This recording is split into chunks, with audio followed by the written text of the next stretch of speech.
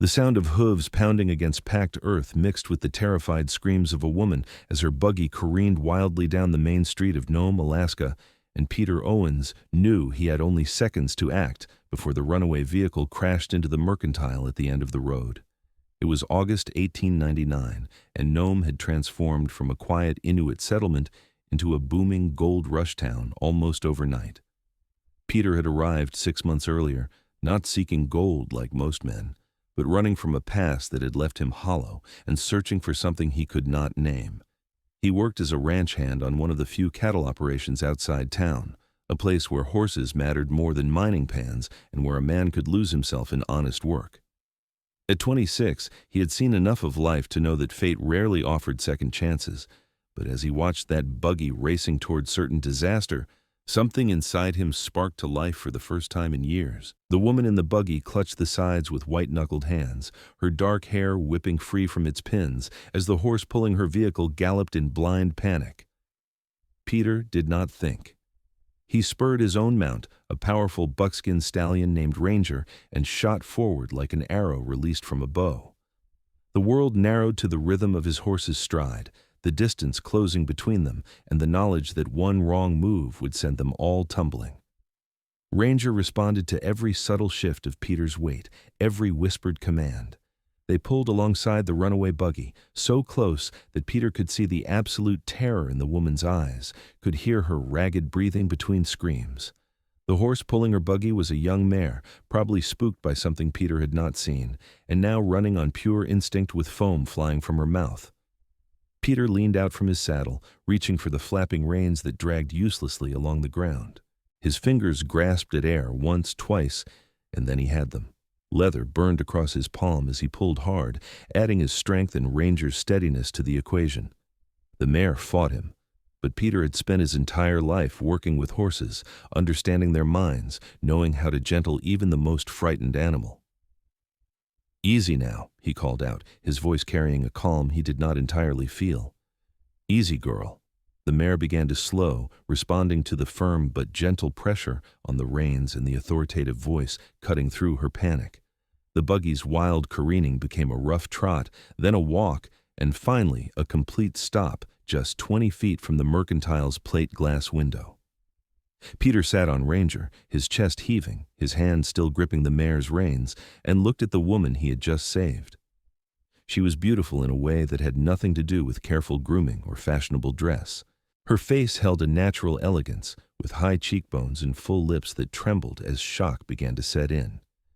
Her eyes, a startling shade of green that reminded Peter of the forests he had known in his childhood, stared at him with a mixture of gratitude and lingering fear. She appeared to be in her early 20s, and everything about her spoke of someone unused to the rough edges of frontier life. "Are you hurt?" Peter asked, his voice rougher than he intended.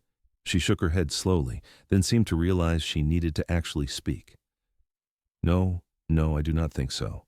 Her accent marked her as educated, probably from back east. "You saved my life." Peter dismounted and moved to help her down from the buggy. When his hands closed around her waist, he felt her trembling, the adrenaline still coursing through her body. He lifted her down carefully, and for a moment they stood too close, her hands braced against his shoulders, his still at her waist. Something passed between them in that instant, something electric and unexpected that made Peter step back quickly. "Just lucky I was nearby," he said, looking away to check on the mare. The horse had calmed considerably, though her sides still heaved with exertion. "What spooked her?" "I do not know." The woman wrapped her arms around herself despite the relatively mild summer temperature. "One moment everything was fine, and the next she simply bolted. I've never driven a buggy before, not really. My uncle usually handles the horses, but he was busy at his claim, and I thought I could manage a simple trip to town." A small crowd had gathered, drawn by the commotion. Several men called out asking if help was needed, and a matronly woman rushed forward to fuss over the young lady. Peter found himself pushed aside as the townspeople took over, and he used the opportunity to properly examine the mare. What he found made his jaw tighten.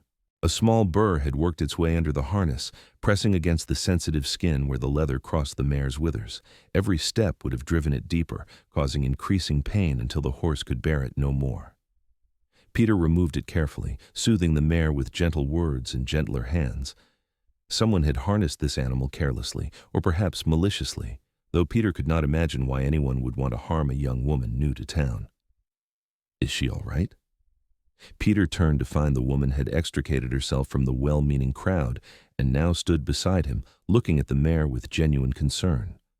Up close, he could see the intelligence in her eyes, the strength beneath the fear she had just experienced. "She will be fine," Peter said, showing her the burr. This was the problem. Worked its way under the harness and caused her pain, made her panic.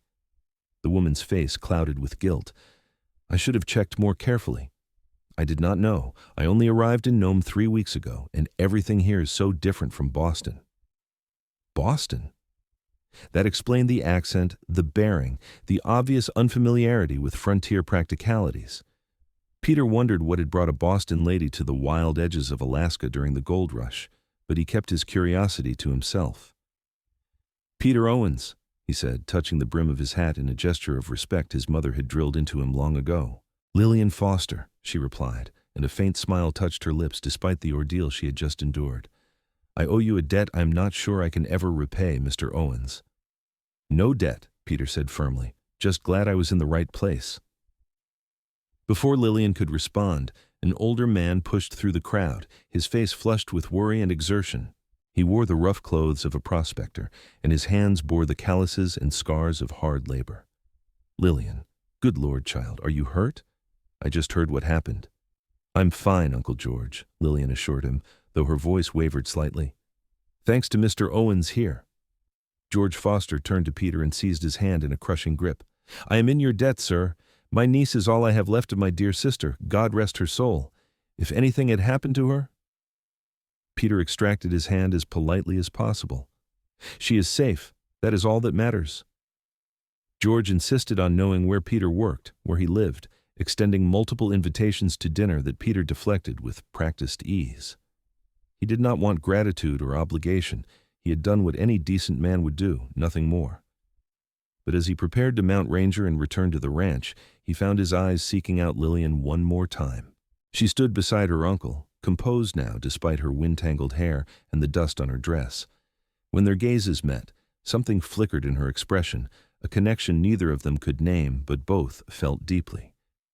Then Peter tipped his hat, turned Ranger toward the edge of town, and rode away without looking back. He told himself he would forget about Lillian Foster, that she was just another person passing through his life like so many others. But that night, lying in his narrow bunk in the ranch's bunkhouse, he could not stop thinking about her green eyes, her courage in the face of terror, and the way his heart had stuttered when he lifted her down from that buggy. Peter had not allowed himself to feel anything for a woman in 3 years, not since Mary Ellen had died of fever back in Montana. He had loved her completely, planned to marry her, and when she died, something inside him had died too. He had drifted north, taking work where he found it, never staying long enough to form attachments, never letting anyone close enough to matter. But Lillian Foster had looked at him like he was a hero, and some long, dormant part of his soul had awakened at that look. The next morning, Peter threw himself into work with determined focus, helping the ranch foreman break a string of half-wild horses recently purchased from a native trader. The physical exertion usually cleared his mind, but today every time he successfully gentled a skittish horse, he thought of the frightened mare and the woman he had saved. By mid-afternoon, the foreman, a grizzled man named Jack Sullivan, called him over. "You were distracted today," Jack said bluntly. "Going to tell me why, or do I have to guess?" Peter considered lying, but Jack had been decent to him, teaching him the particular challenges of working livestock in Alaska's harsh environment. "Just thinking about something that happened in town yesterday." "The runaway buggy and the pretty lady from Boston?" Jack's weathered face creased into a knowing smile. "News travels fast in Nome. Heard you played the hero." "Just did what needed doing." "Uh-huh." Jack pulled out his tobacco pouch and began rolling a cigarette. "You know, Peter, you've been working here 6 months, and I still do not know a damn thing about you. You are a good hand, maybe the best I ever had with horses, but you keep yourself locked up tight. Maybe it is time to let yourself live a little." Peter started to protest, but Jack held up a hand. I am not prying into your business. I'm just saying that life is short and opportunities do not come around often, especially not out here. If there is something worth pursuing, maybe you should pursue it." The conversation haunted Peter for the rest of the day. Was Jack right? Had he been so focused on protecting himself from more pain that he had stopped actually living? The question followed him through evening chores and dinner, and by the time darkness fell, he had made a decision that both terrified and exhilarated him. The next morning was Sunday, and Peter put on his best shirt, the one he had been saving for no particular occasion, and rode into Nome. He told himself he was just going to check on the mare to make sure the injury from the burr had not become infected, but he knew he was lying to himself. He wanted to see Lillian again. The foster claim was located about 2 miles outside Nome, in a valley where several prospectors had established their operations. Peter had gotten directions from one of the ranch hands who frequented the saloons and knew everyone's business. As he approached, he could see a modest cabin, a sluice box set up near a creek, and a small corral where the mare from yesterday grazed peacefully. George Foster spotted Peter first and came striding over with a wide smile. "Mr. Owens, what a pleasant surprise. Come to check on us, have you?" "Wanted to make sure the mare was healing properly," Peter said, which was at least partially true. "That is very thoughtful of you. Lillian has been fretting over the poor creature since we got home. She is inside now, but let me fetch her." Before Peter could say that it was not necessary, George was already heading toward the cabin. Peter dismounted and moved to the corral, checking the mare's withers where the burr had rubbed. The skin was slightly tender but showed no signs of infection. The mare nuzzled his shoulder, apparently bearing no grudge for her misadventure. "She seems to like you." Peter turned to find Lillian approaching, and his breath caught despite his best efforts at composure. She wore a simple dress of blue cotton that brought out the color of her eyes, and her dark hair was pulled back in a practical braid. She looked more suited to this environment than she had yesterday, less like a displaced Boston lady and more like someone finding her footing in a new world. "Animals usually do," Peter said, then winced at how awkward that sounded. "I mean, I have a way with horses." Lillian smiled, and Peter felt that smile like sunshine after a long winter. "I could see that yesterday. You were remarkable, Mr. Owens. The way you controlled both horses, the absolute calm you projected even in such a dangerous situation. I have been thinking about it constantly." "Just experience," Peter said, uncomfortable with the praise but pleased by it nonetheless. "And please call me Peter." "Only if you call me Lillian." She moved closer to the corral, standing beside him to watch the mare. "I have been feeling terribly guilty about what happened. If I had checked the harness properly, if I had known more about horses, I would never have put her in that position." "You could not have known about the burr. It was hidden under the leather." Peter hesitated, then added, "Are you planning to do more driving? Because if you are, I could teach you some things about handling horses, basic safety, how to read their moods, that sort of thing." Lillian's face lit up with genuine enthusiasm. "Would you really? I would be so grateful. Uncle George is busy with his claim most days, and I cannot stay cooped up in the cabin all the time. I need to be able to get to town, to be useful. I came to Alaska to help him, not to be a burden." "You're not a burden," George called from where he was working on repairing a section of sluice. "But I would rest easier knowing you had proper instruction. Mr. Owens, if you are offering, I would be happy to pay you for your time." "No payment necessary," Peter said quickly. "I have Sundays free usually. I could come by then, spend a few hours teaching Lillian what she needs to know." The arrangement was made, and Peter left the foster claim feeling lighter than he had in years. He told himself it was just teaching, just helping someone who needed assistance, but he knew better. He wanted to see Lillian again. He wanted to hear her voice, watch her learn, be near her. The following Sunday arrived, and Peter found himself more nervous than he had been in years. He arrived at the foster claim mid-morning to find Lillian waiting, dressed in practical riding clothes that she had clearly borrowed from her uncle and altered to fit. They were still too large, but she wore them with a determination that made Peter smile. "I am ready to learn," she announced. "Please do not hold back or treat me like I am fragile. I need to truly understand this." Peter appreciated her directness. He started with the basics, showing her how to approach a horse, how to read its body language, where to touch and where to avoid. Lillian proved to be an attentive student, asking intelligent questions and not shying away when the mare startled at a sudden noise. "Why did she do that?" Lillian asked, noting how the mare's ears had flattened momentarily. "Prey animal instinct," Peter explained. "Horses are always watching for danger because in the wild they are someone's dinner. You need to be aware of what is around you too, because if something scares your horse, you need to be ready." They moved on to grooming, and Peter stood close behind Lillian, guiding her hands in the proper brushing technique.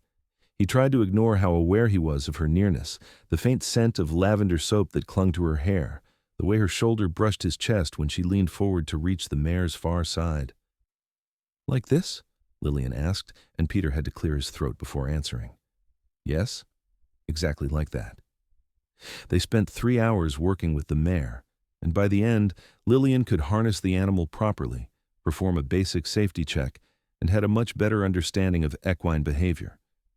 Peter found himself impressed by her willingness to learn and her lack of false pride. She admitted when she did not understand something and practiced movements repeatedly until she got them right. As they finished, George invited Peter to stay for lunch, and this time, Peter accepted. They ate simple fare, bread and stew, but the conversation flowed easily. George talked about his gold claim, about the dreams that had brought him north at the age of 55, about his sister who had died 2 years earlier and left Lillian alone in the world. "She had nothing left in Boston," George said, his weathered hand gentle on Lillian's shoulder. "No parents, no siblings but me, and I was up here chasing fool's gold. When she wrote saying she wanted to come north to make a new start, how could I say no?" "I do not regret it," Lillian said firmly. "Boston held nothing but memories and social expectations I could never meet. Here, I can be useful. I can help Uncle George. I can learn new skills. I can build a different kind of life." Peter understood that desire more than she could know. "Starting over can be good," he said quietly. "Sometimes we need to leave the past behind to find any kind of future." Lillian's eyes met his, and in that moment, Peter sensed she understood he was talking about himself as much as her. "What brought you to Nome?" she asked softly. "Same as you, I suppose. Looking for something different. Something that did not remind me of what I lost." The words hung in the air, heavier than Peter had intended, but Lillian nodded with understanding that went deeper than sympathy. "Loss changes us. My mother always said that grief reshapes the soul, and we either become harder or we become kinder. I've tried very hard to become kinder." "I think you have succeeded," Peter said, and meant it. The afternoon ended with Peter promising to return the following Sunday for another lesson. As he rode back to the ranch, he could not stop replaying the day in his mind, could not stop thinking about the way Lillian's face had lit up when she successfully harnessed the mare by herself, or the sound of her laugh when the horse had gently lipped at her hair. The weeks that followed fell into a pattern that became the highlight of Peter's existence. Every Sunday, he rode to the foster claim and spent hours with Lillian, teaching her to drive the buggy, to ride the mare, to handle reins with confidence and skill. She proved to be a natural, her initial fear transforming into genuine competence. But the lessons became about more than horses.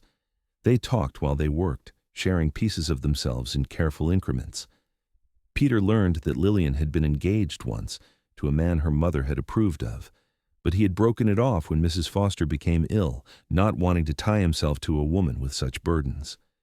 Lillian had nursed her mother through a long, painful decline, and when it ended, she found herself 23 years old, alone, and ostracized by a society that viewed her broken engagement as a personal failing. "They said I must have done something to drive him away," Lillian told Peter one afternoon, as they walked the mare through a series of simple commands. "The ladies who had been my mother's friends whispered that I was too independent, too outspoken, that I had failed in feminine softness.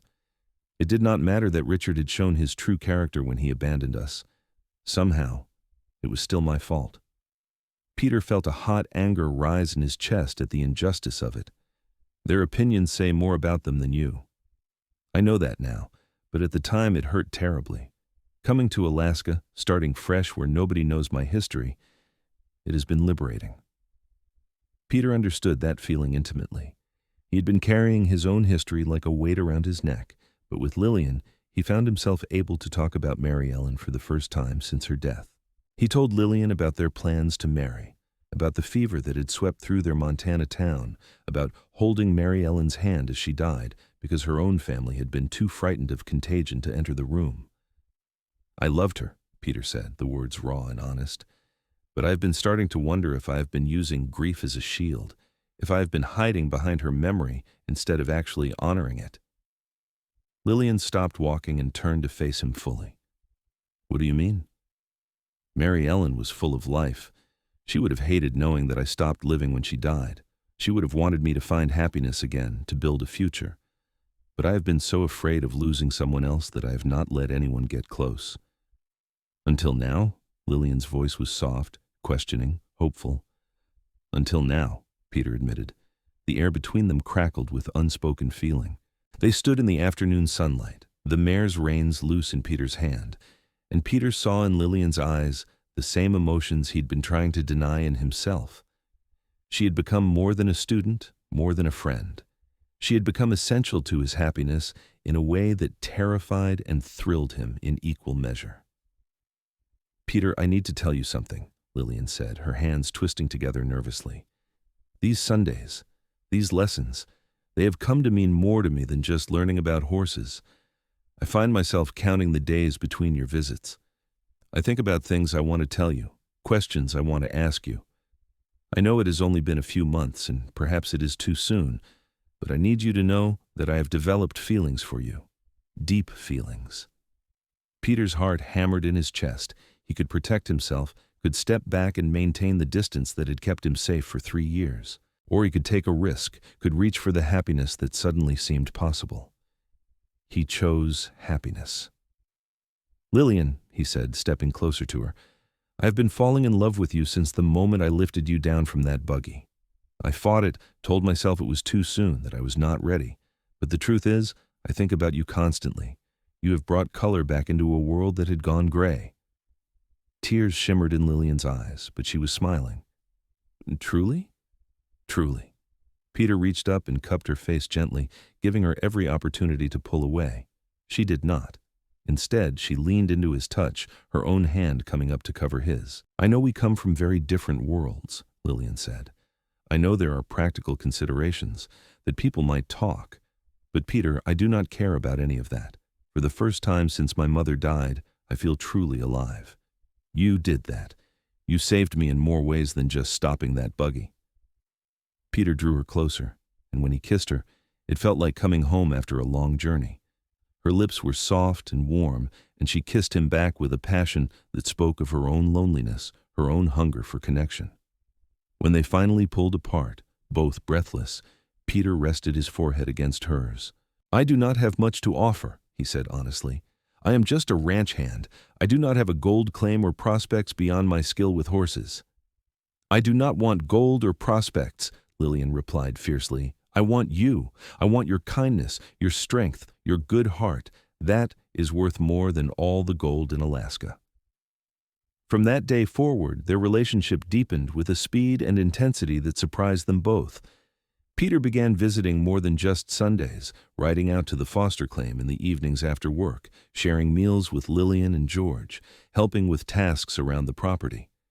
George clearly approved of the match, and as summer gave way to the brief Alaskan autumn, talk naturally turned to the future. "Winter comes hard and fast up here," George warned one evening in early September as they sat around the cabin stove. "Nothing like Boston winters, Lillian. The darkness lasts for weeks. Temperatures drop so low that exposed skin freezes in minutes.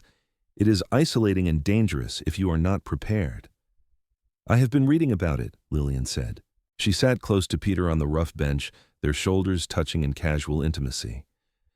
"We will need significant food stores, enough firewood, proper cold weather gear." "The ranch keeps most hands through winter," Peter added. "The livestock still need tending, and some of the work is harder in the cold. But I've been thinking about asking the owner if I can lease a piece of land, maybe start my own small operation." George's eyebrows rose. "That is a significant undertaking. What brought this on?" Peter glanced at Lillian, drawing courage from her encouraging smile. "I want to build something permanent. I want to have something real to offer when I ask your permission to marry your niece."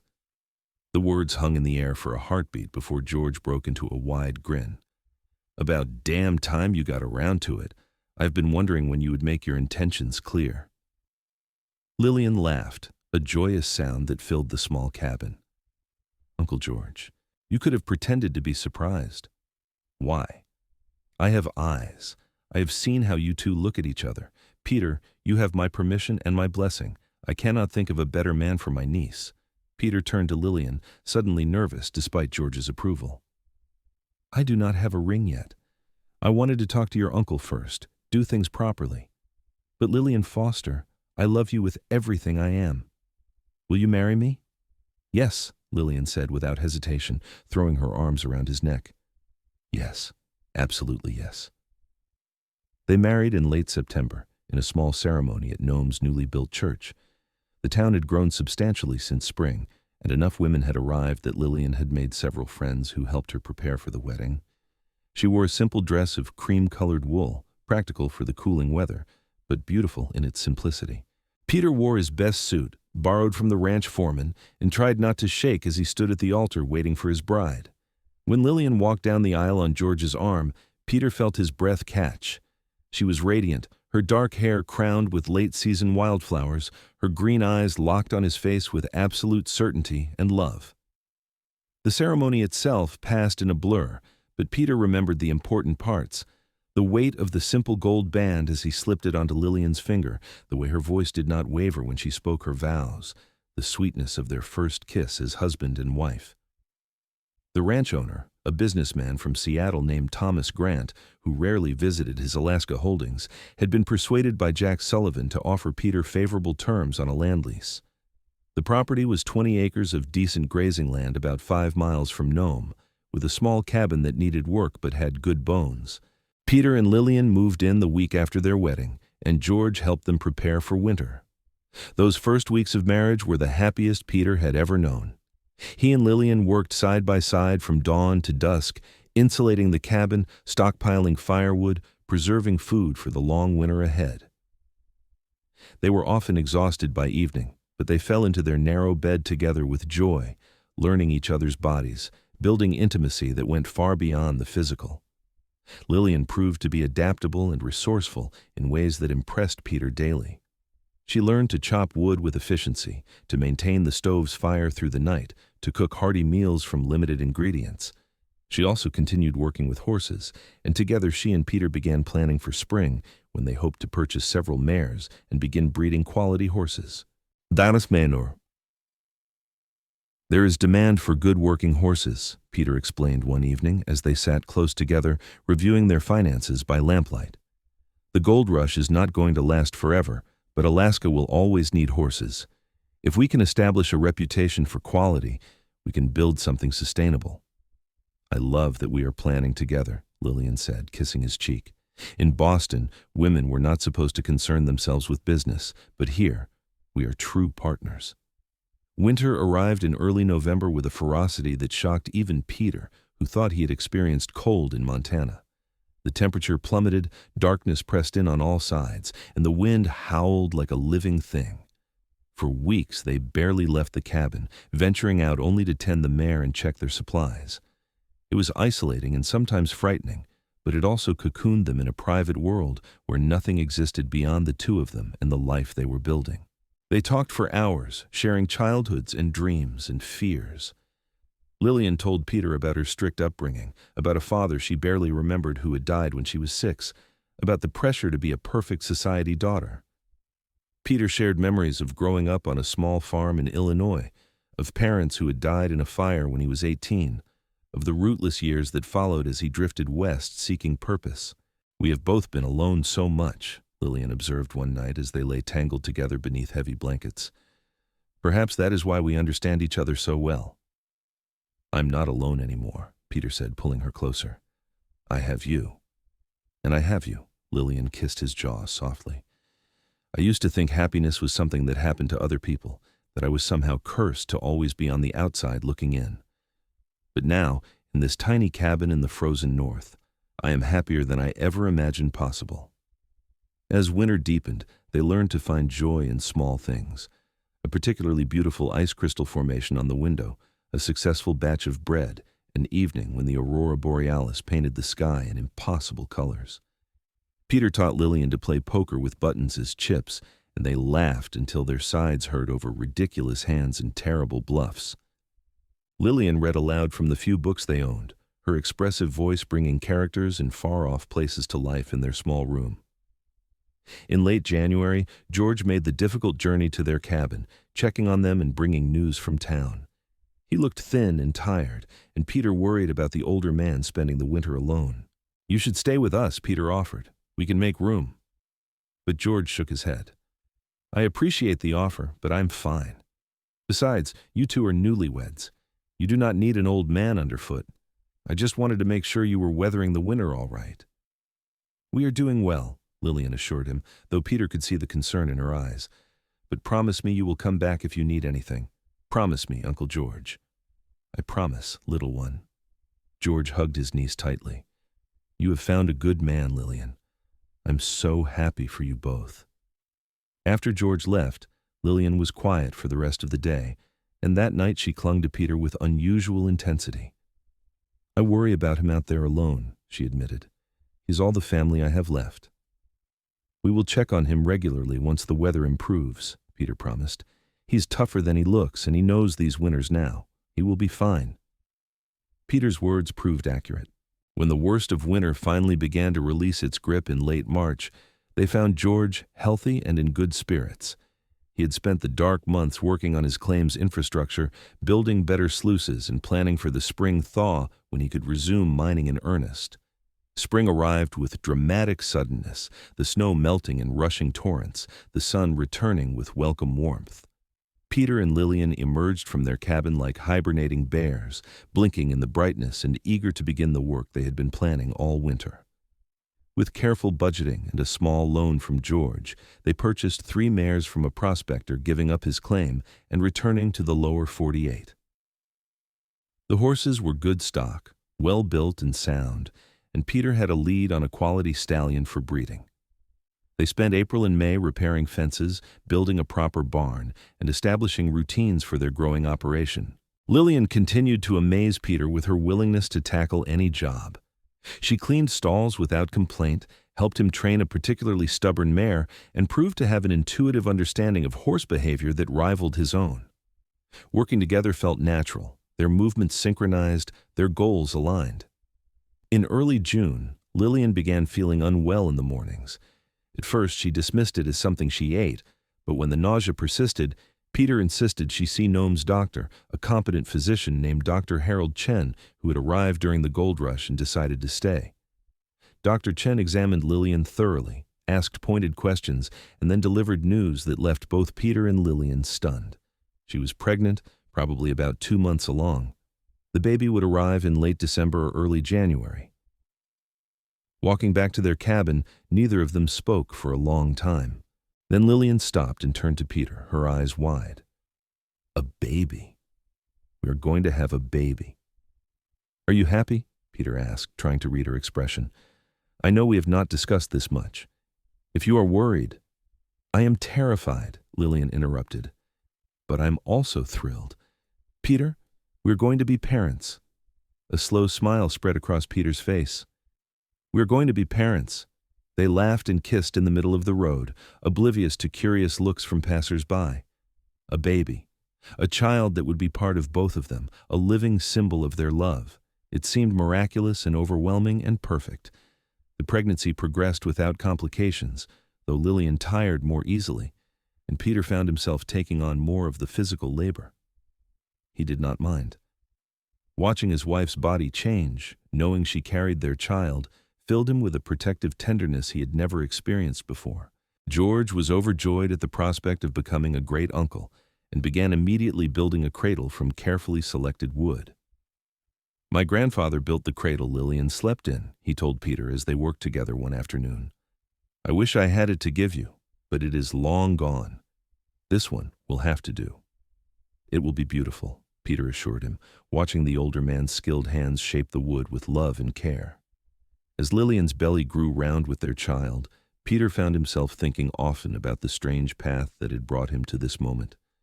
If Mary Ellen had not died, he would never have left Montana. If he had not drifted north to Alaska, he would never have been in Nome that August day. If he had been 10 minutes later, or if he had taken a different street, he never would have seen that runaway buggy. Every choice, every loss, every lonely year had led him to the moment when he rode alongside that buggy and grabbed those reins, had led him to Lillian, to love, to this life they were building together. He could not quite believe in fate, but he could believe that sometimes terrible things led to beautiful outcomes if a person was brave enough to remain open to possibility. Summer passed in hard work and sweet anticipation.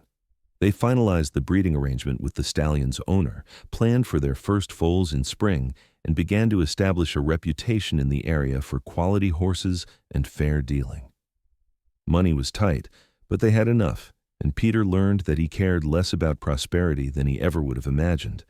He had Lillian, their growing child, work that mattered, and George's friendship. What more did he need? Autumn arrived again, their second in Alaska, and this time they prepared for winter with confidence born of experience. They stocked the cabin with care, taking into account Lillian's pregnancy and what she might need. Dr. Chen gave them detailed instructions for delivery, and while he would try to reach them when the time came, the weather might make it impossible. Peter studied everything he could about childbirth, determined to help Lillian through it even if they had to manage alone. "I am not worried," Lillian told him one evening in November as they lay in bed, her belly a solid presence between them. "I know you will take care of me." "Always," Peter promised, his hand splayed across her stomach, feeling their baby move beneath his palm. "Always, Lillian." Winter's early darkness closed around them once more, but this year it felt different. They were not just two people anymore. They were a family in formation. The baby became more active as the weeks passed, and Peter spent long evenings with his hand on Lillian's belly, talking to their child, telling stories, singing half-remembered lullabies his mother had sung to him. In late December, labor began on a relatively mild day when the temperature hovered just below freezing. Lillian woke Peter before dawn, her face calm but serious. "It is time." Peter flew into action, building up the fire, boiling water, preparing the bed according to Dr. Chen's instructions. He then made the difficult decision to ride for the doctor, despite Lillian's protests that he should not leave her. "I will be as fast as I possibly can," he promised, kissing her forehead. "George will be here in 10 minutes, and I will be back with Dr. Chen as quickly as possible." The ride to Nome through the winter landscape tested every bit of Peter's skill and courage, but he made it in record time. Dr. Chen grabbed his bag and followed immediately, and they returned to find George holding Lillian's hand while she breathed through a contraction. The labor lasted throughout the day and into the evening. Peter had faced down wild horses, survived blizzards, endured griefs that had nearly broken him, but nothing had ever been as hard as watching Lillian in pain and being unable to help beyond offering his presence and his love. He held her hand, wiped her forehead, murmured encouragements, and prayed to a God he was not sure he believed in anymore. Finally, as midnight approached, their son was born. The baby's first cry cut through the cabin's close air, and Peter felt tears streaming down his face. Dr. Chen worked efficiently, cutting the cord, cleaning the baby, checking him over with practiced hands. "You have a healthy boy," the doctor announced, placing the wrapped bundle in Lillian's arms. Peter looked down at his wife and son, overwhelmed by a love so intense it bordered on pain. Lillian was exhausted, her hair plastered to her head with sweat, but she had never looked more beautiful to him. And the baby, their son, was perfect in every way. "Hello, little one," Lillian whispered, tears running down her own cheeks. "We are your mama and papa, and we love you so much." "What shall we name him?" Peter asked, unable to look away from the tiny face peeking out from the blankets. They had discussed names throughout the pregnancy, but never quite settled on anything. Now, looking at their son, Lillian said softly, "What about Samuel? It means heard by God. I prayed for so many things, Peter, for safety, for a new life, for love. And then you came along and saved me. Our prayers were heard." "Samuel," Peter repeated, testing the name. "Samuel Owens. It is perfect." George clapped Peter on the shoulder, his own eyes suspiciously bright. Congratulations, my boy. He is beautiful. Just beautiful. Dr. Chen stayed through the night to ensure Lillian had no complications, then departed with their fervent thanks and payment that stretched their savings thin. Peter did not care. His wife was safe, his son was healthy, and nothing else mattered. The first weeks with Samuel were a blur of sleepless nights and constant wonder. Peter had never been around babies much, and the reality of caring for something so small and helpless terrified him. But Lillian seemed to possess some instinctive knowledge, and together they figured out feeding, changing, soothing, and all the other mysteries of infant care. "I cannot believe he is ours," Peter said one night, holding Samuel against his chest while the baby slept. "I cannot believe we made something this perfect." "We did," Lillian replied, watching them with soft eyes. "And he is going to grow up surrounded by love, with parents who are true partners in a place where he can be anything he wants to be. That is more than either of us had." As winter grudgingly released its hold and spring returned, the Owens family emerged into the sunlight with a new confidence. Samuel grew rapidly, and Peter found that fatherhood suited him. He loved holding his son while doing chores, narrating his actions in a steady stream that made Lillian laugh. He loved Samuel's first real smiles, the way the baby's eyes followed him around the room, the tiny fingers that gripped his thumb with surprising strength. The horse breeding operation began to show real promise as their mares delivered healthy foals. Word spread about their quality stock, and by summer they had orders for 3 of the young horses once they were old enough to be sold. Money remained tight, but they were building something solid, something that would provide for their family. On a warm August day, almost exactly 2 years after Peter had grabbed the reins of that runaway buggy, they celebrated Samuel's baptism with a small gathering at the cabin. George was there, of course, along with Jack Sullivan from the ranch, Dr. Chen, and several of the friends Lillian had made in Nome. It was simple and joyful, and as Peter stood with his arm around his wife while their son slept peacefully in George's arms, he felt a contentment so complete it brought a lump to his throat. "What are you thinking?" Lillian asked softly, leaning into his side. "I am thinking about how lost I was 2 years ago," Peter admitted. "How I had given up on happiness, on love, on building a real life. And then I saw you in that runaway buggy, and everything changed." Lillian looked up at him, her green eyes luminous in the afternoon light. "You saved me that day, not just from the accident, but from a half-life of loneliness and feeling like I did not belong anywhere. You gave me a home, Peter. You gave me love.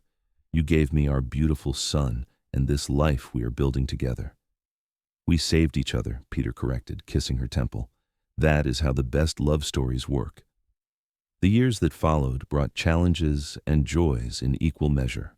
Samuel grew into a bright, curious boy who loved horses as much as his parents did. By the time he was 4, he could sit a horse confidently, and he trailed after Peter constantly, asking endless questions and mimicking his father's gentle way with the animals. The breeding operation expanded steadily. Peter's reputation for integrity and quality spread throughout Alaska, and they often had waiting lists for their foals.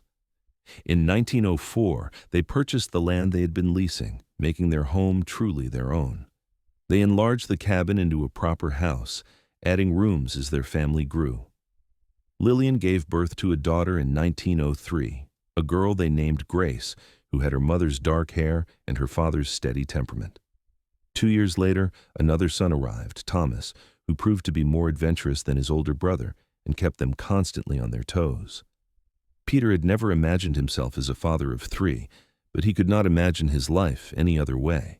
George remained a constant presence in their lives, a beloved grandfather figure to the children and a valued partner in the horse business. He never struck it rich with his gold claim, but he did not seem to mind. "I have something better than gold," he told Peter one evening as they watched the children play in the yard. "I have family. I have purpose. That prospector's dream brought me to Alaska, but you and Lillian gave me real treasure." As the years passed, Nome changed around them. The gold rush fever faded, and many who had come seeking fortunes departed for the next big strike. But a core community remained, people who had fallen in love with Alaska's wild beauty and chose to build lives despite the hardships. The Owens family became pillars of that community. known for their generosity, their quality horses, and the obvious love that bound them together.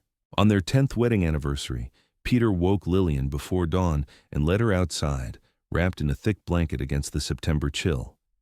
The aurora borealis was performing one of its spectacular displays, curtains of green and purple light dancing across the sky. "I wanted to give you something special," Peter said, holding her close, "but I realized that everything I could give you, everything I am, is already yours. So I decided to give you something else. A promise." "What promise?" Lillian asked, her eyes reflecting the northern lights.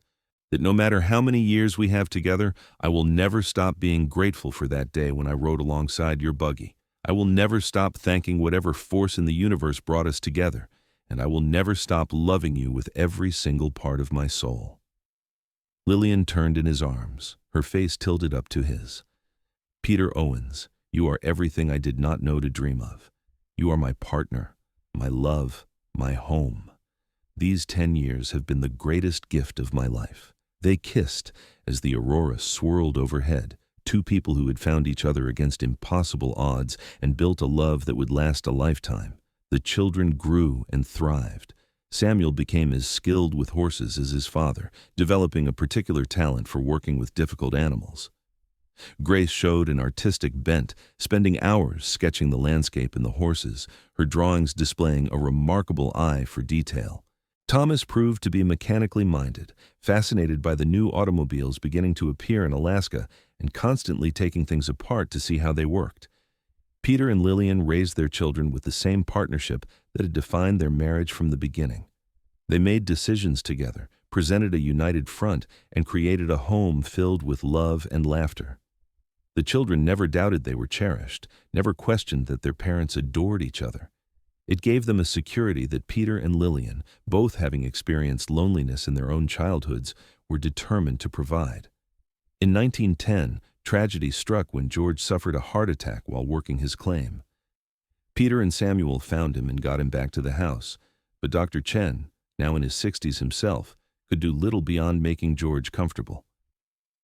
The older man lingered for 3 days, long enough to say his goodbyes. "Take care of them," George told Peter, gripping his hand with fading strength. "My greatest joy was seeing Lillian happy. You did that. You gave her everything." "You gave me a chance when you could have chased me off," Peter replied, his voice thick with emotion. "You welcomed me into your family. I will never forget that." George smiled. "You earned your place, son. Now go get Lillian. I need to talk to my niece." Peter left them alone, and whatever George said to Lillian in those final moments remained between them. But when she emerged from the room an hour later, her face was peaceful despite her tears. "He said he was ready," she told Peter, leaning into his embrace. "He said he had lived long enough to see me happy, to know his great nieces and nephews, to die in a place he loved. He said he had no regrets." George passed that night with his family around him, and they buried him on a hill overlooking his claim and the valley where the Owens family had built their home. The children took his death hard, especially Samuel, who had been particularly close to his great-uncle. But the grief brought the family even closer together, reminding them of how precious their time with each other truly was. Life continued its forward march. The years brought changes both technological and social. Alaska moved closer to statehood, though it would be decades before that dream was realized. The Owens horse operation continued to thrive, and they began training animals for specific purposes, working horses for ranches, riding horses for families, even pack horses for the trappers and traders who still worked Alaska's remote regions. Samuel married at 22, bringing home a schoolteacher named Eleanor who fit into the family seamlessly. Grace left at 18 to study art in Seattle, though she returned every summer and eventually moved back permanently, establishing herself as a respected painter of Alaskan landscapes. Thomas became an engineer, working on the developing infrastructure that was slowly connecting Alaska's remote communities. Peter watched his children build their own lives with a father's mixture of pride and wistfulness. But he and Lillian still had each other, still worked side by side, still found joy in simple moments together. Their love had not diminished with time. If anything, it had deepened, acquiring layers of understanding and companionship that only decades together could create. On Samuel's birth, Peter had turned 31, which meant he was now in his 50s, and Lillian, her late 40s. They had gray in their hair and lines on their faces, but Peter thought Lillian had never been more beautiful.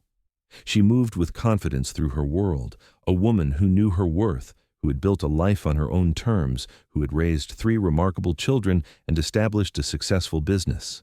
"Do you ever regret it?" Peter asked her one evening as they sat on the porch of their expanded house, watching the summer sun make its slow circuit toward the horizon. "Leaving Boston, coming to this wild place, tying your life to a cowboy with nothing to offer but good intentions?" Lillian laughed, that same joyous sound that had captivated him decades earlier. "Peter Owens, after all these years, you still ask me that? I have never regretted a single moment. Well, perhaps a few moments during that first winter when I thought my toes would freeze off, but even those became good memories." "I just want to make sure you are happy," Peter said, taking her hand and threading their fingers together. "Making you happy has been the driving purpose of my life." "I know," Lillian squeezed his hand, "and it shows in everything you do. But Peter, my happiness is not something you have to maintain through constant effort. It simply is. You gave me that gift when you grabbed those reins all those years ago, and every day since has been a confirmation of that choice." They sat in comfortable silence, watching the colors change in the sky. Around them, their property sprawled in organized beauty. Sturdy barns, well-maintained fences, horses grazing peacefully in the pastures. In the distance, they could see Samuel's house, where he and Eleanor were raising Peter and Lillian's 2 grandchildren. It was everything they had worked for, everything they had dreamed of building. "Do you think about that day often?" Lillian asked. "The runaway buggy?" "All the time," Peter admitted. "I think about how close we came to never meeting. If I'd been 5 minutes later, if I'd taken a different street, if my reflexes had been slower. It terrifies me sometimes how easily we might have missed each other." "But we did not miss each other." Lillian turned to look at him, her green eyes still as captivating as they had been at 23. "We found each other exactly when we were supposed to. You were ready to love again, and I was ready to be loved. The timing was perfect." Peter pulled her close, breathing in the familiar scent of her hair. "I love you, Lillian Owens. I have loved you for 27 years, and I will love you for whatever time we have left." "And I love you," Lillian replied, her arms wrapping around him. "My cowboy, my hero, my heart." The years continued their steady progression. Peter and Lillian gradually transitioned the day-to-day operation of the business to Samuel while remaining active advisors. They traveled a bit, taking a trip to Seattle to visit Grace and her family, even venturing once to San Francisco, though they both agreed that cities no longer held much appeal. Alaska was their home, and Nome specifically had become the place their hearts recognized as where they belonged. Grandchildren arrived with delightful regularity. Samuel and Eleanor had 4 children in total. Grace married a fellow artist and gave Peter and Lillian 3 more grandchildren. Thomas and his wife added 2 more to the growing Owens clan. The house that had once seemed so spacious now overflowed during holidays and family gatherings, filled with noise and laughter and the beautiful chaos of multiple generations coming together. Peter loved being a grandfather, perhaps even more than he had loved being a father. He had time now to simply enjoy the children without the heavy responsibility of their upbringing. He taught them to ride, told them stories, slipped them sweets when their parents were not looking. He watched Lillian with the grandchildren and marveled at her patience, her wisdom, the way she could soothe any hurt and celebrate any achievement. In 1925, on a crisp autumn day, very much like the one when they had married 30 years earlier, Peter and Lillian renewed their vows in front of their entire family. It was Samuel's idea, a surprise he had organized with his siblings to celebrate their parents' enduring love.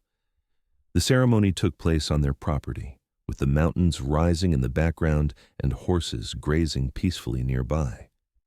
Peter, now 62, still stood straight and strong, his hair white but his eyes still sharp. Lillian, at 58, had aged gracefully, her beauty transformed but not diminished by time. They stood hand in hand as their son officiated the ceremony, as their children and grandchildren watched with tears streaming down their faces. "Lillian, 30 years ago I promised to love you, to cherish you, to build a life with you. Peter said, his voice still steady and strong. "I've kept those promises every single day. You have been my partner, my best friend, my greatest love. Everything good in my life flows from you." "Peter, you saved my life in more ways than you will ever fully understand," Lillian replied.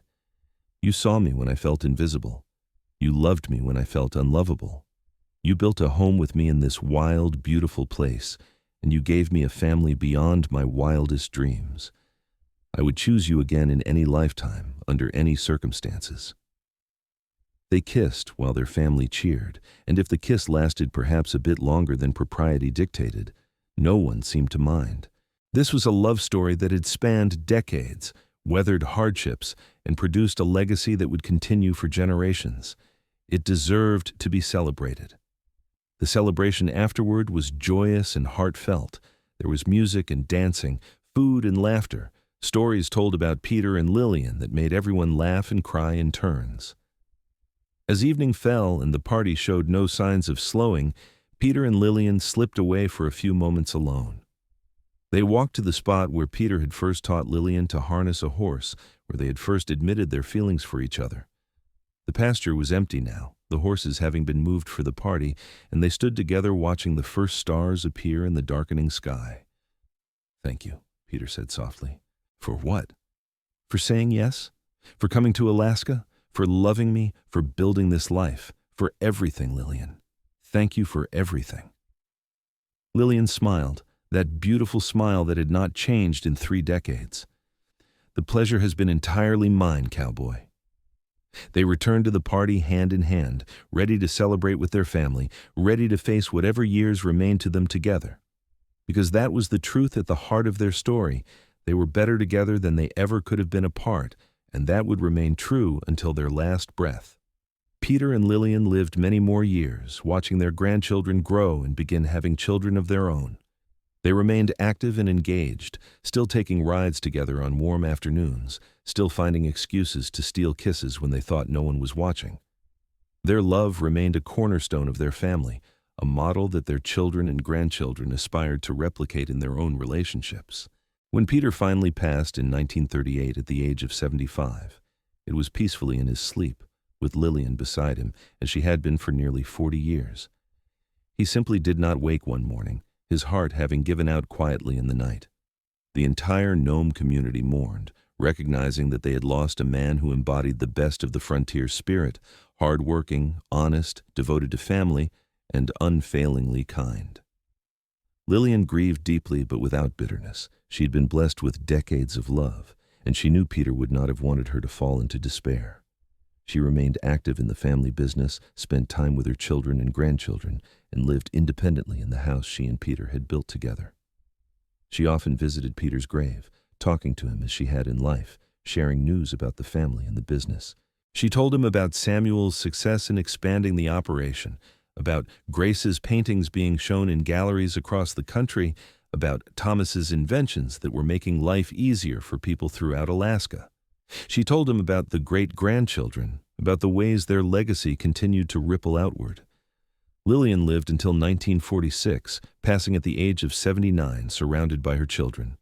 Her last words were a smile and a whisper. "I see him. Peter is waiting for me." And then she slipped away peacefully, ready to rejoin the man who had ridden alongside a runaway buggy 47 years earlier and saved her in every way a person can be saved. They buried Lillian beside Peter on the hill overlooking the property they had built together. The headstones were simple but elegant, with an inscription chosen by their children. "Here lie Peter and Lillian Owens, whose love story began with courage and lasted forever."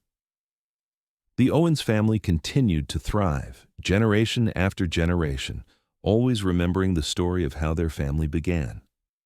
Children and grandchildren and great-grandchildren heard about the day a cowboy grabbed the reins of a runaway buggy and saved a frightened woman from Boston. They heard about the love that grew from that moment, about the partnership that built a legacy, about two people who found each other against all odds and created something beautiful. The horse breeding operation founded by Peter and Lillian lasted for over a century, adapting to changing times but maintaining its reputation for quality and integrity. The property itself remained in family hands, though it evolved with each generation. But always, always, the story was told and retold, the story of Peter and Lillian, of a cowboy and his runaway bride, of a love that conquered loneliness and built an empire of family and belonging. In Nome, Alaska, where gold rushes came and went but some stories remained eternal, the tale of Peter and Lillian Owens became legend. School children learned about them in local history classes. Couples getting married in Nome's churches heard their story as an example of what lasting love looked like. And on quiet evenings, when the aurora borealis danced across the sky, old-timers still talked about the cowboy who rode alongside a runaway buggy at full speed, grabbed the reins, and brought her safe to a love that would last through all the years of their lives and echo forward into time immemorial.